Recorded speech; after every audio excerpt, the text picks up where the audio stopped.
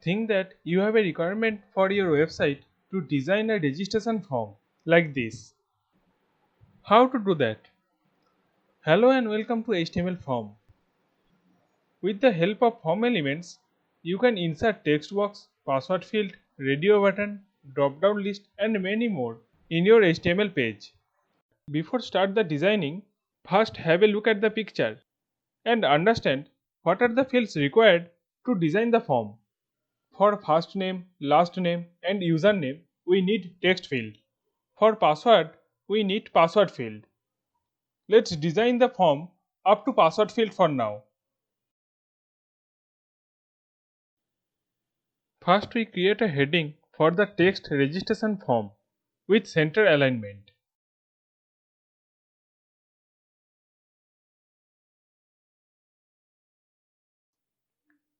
After that, declare form element. And inside form element, write first name. Then start the input tag.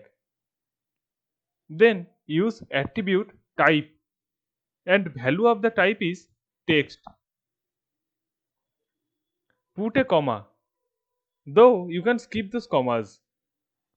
After that, use name attribute and give value as per your choice. Then close the angular bracket and close the input tag. Now save and refresh the browser. As you can see, the alignment of the form is left. So cut and paste the center closing tag just before the closing of body tag. Now our form is also center aligned. Now create two text field for last name and username.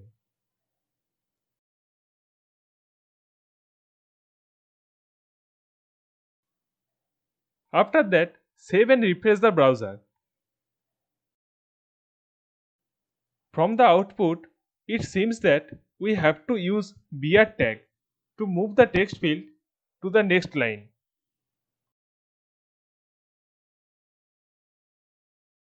Now create a field for the password. We write the same code as we did for the first name with defined value of name attribute.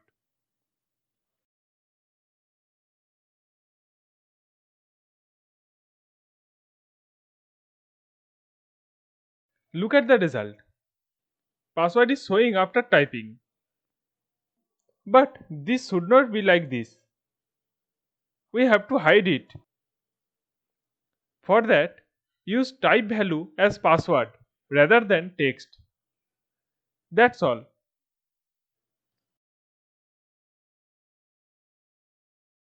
Now our password become hidden. We have done up to password field. Now we have to design the gender with options male and female. And between these only one option can be selected. So let's design it.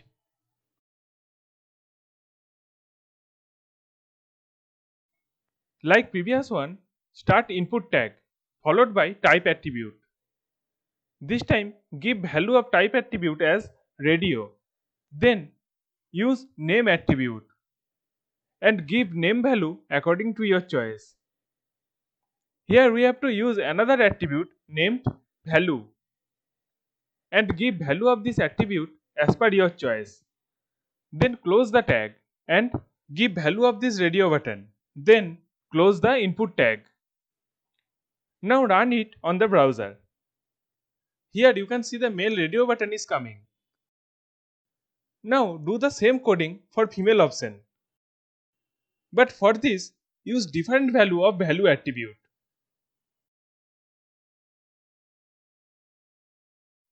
Now both the option came. You can see out of these options, only one option can be selected. Now if we want that, whenever the page loads, female option will be selected by default. How to do that? Let's see it.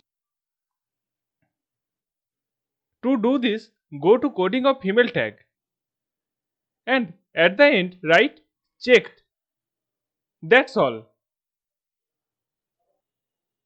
Now look at the browser that after the page load, the female option is selected. It's very simple, right? Our next option is address.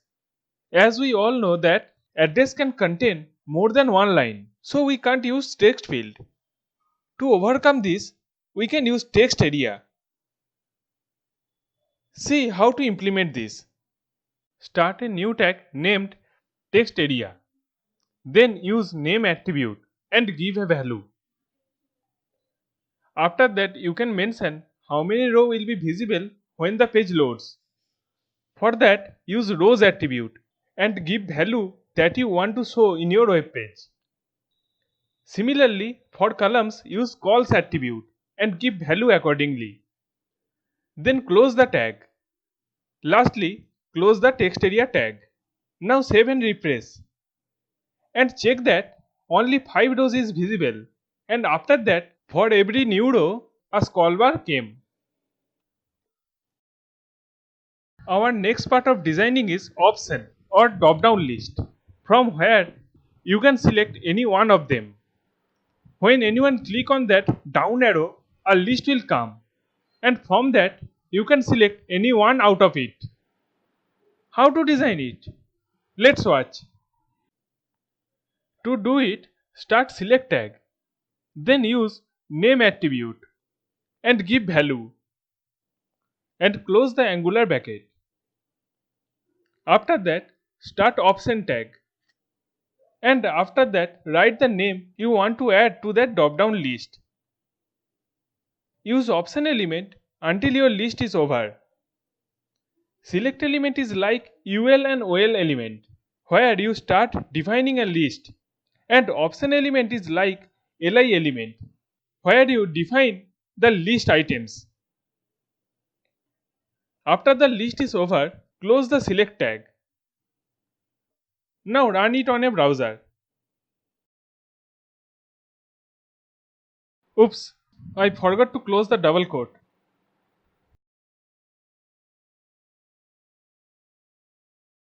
There we go. Our drop down list appears.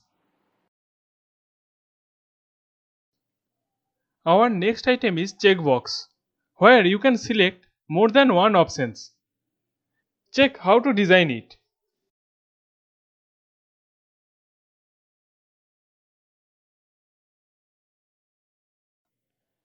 Start input tag followed by type attribute, and value of type attribute will be checkbox.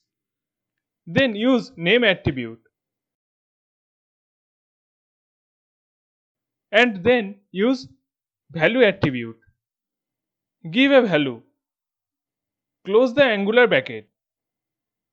Then give a name for the checkbox. Lastly, close the input tag. Check it on browser.